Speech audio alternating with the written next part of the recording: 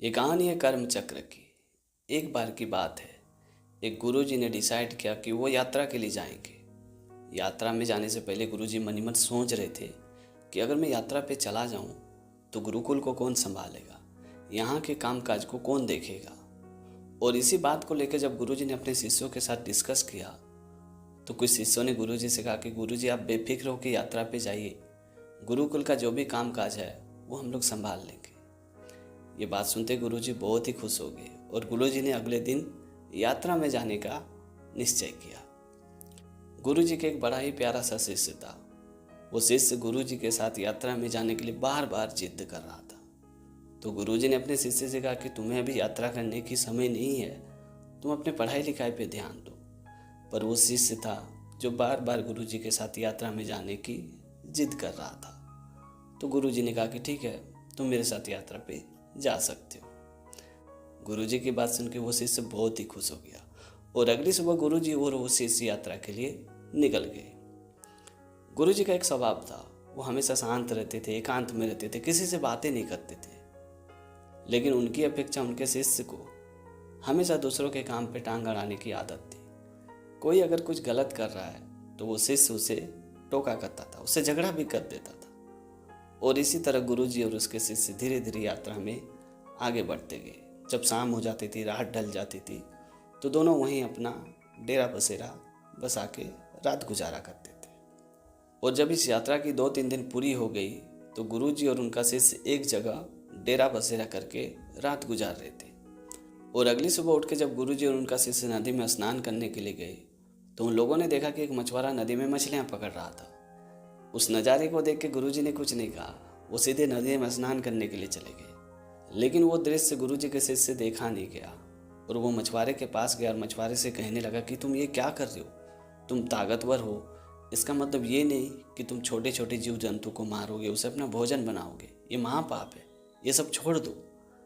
उस शिष्य की बात वो मछुआरा बड़ी देर से सुन रहा था, लेकिन पलट के जवाब नहीं दे रहा था। वो अपने काम में मग्न था, मछलियाँ पकड़ रहा था। लेकिन गुरुजी का जो शिष्य था वो बार बार मछुआरे को ज्ञान दे रहा था, उपदेश दे रहा था। और इसी वजह से मछुआरे को बहुत ही गुस्सा आ गया और मछुआरे ने भी पलट के गुरुजी को शिष्य को भला बुरा कहने लगा। और देखते ही देखते ये बहस झगड़े में बदल गई। जब गुरुजी ने पीछे मुड़ के देखा तो उन्होंने देखा कि उनका शिष्य और मछुआरा दोनों आपस में झगड़े कर रहे थे।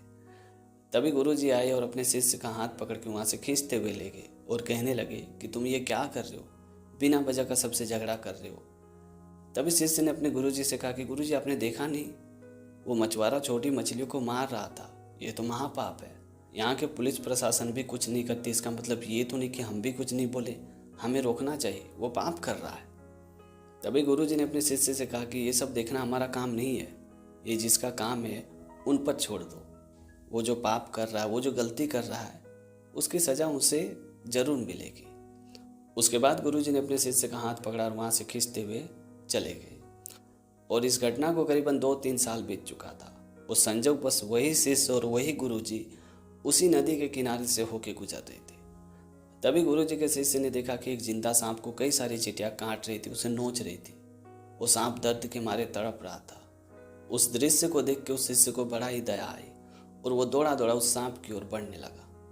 तभी गुरुजी ने अपने शिष्य से पूछा कि तुम कहाँ जा रहे हो। तो शिष्य ने अपने गुरुजी से कहा कि गुरुजी आप देख नहीं रहे हो, एक जिंदा सांप को कई सारी चींटियां काट रही, उसे नोच रही है, उसे बड़ा ही दर्द हो रहा है, बस उसी को बचाने के लिए जा रहा हूँ।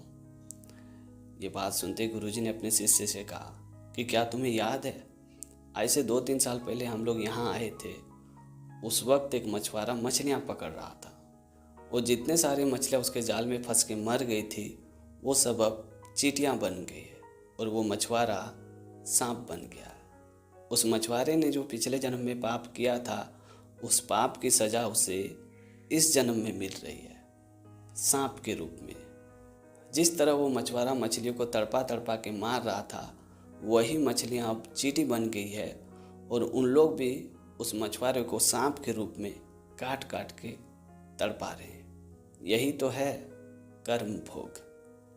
गुरुजी की बात सुनकर उस शिष्य को पूरी तरह से समझ में आ चुका था कि आप जो भी कर्म करोगे उसकी सजा आपको भुगतनी ही पड़ेगी।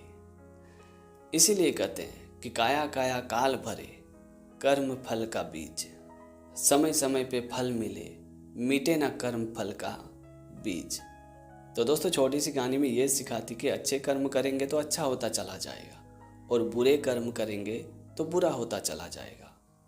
ऊपर नीचे दाएं बाएं देखने की बात नहीं है, ऊपर वाले को देखने की बात है, क्योंकि वो सब कुछ देखता है। और जब उनका फैसला आता है ना, यकीन मानिए उस वक्त किसी की भी सुनवाई कभी नहीं चलती है।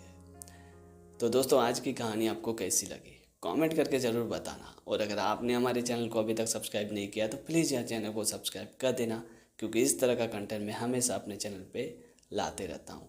तो आज के लिए इतना ही, मिलते अगली वीडियो में एक नई टॉपिक के साथ, एक नई कहानी के साथ। तब तक के लिए जय हिंद, वंदे मातरम।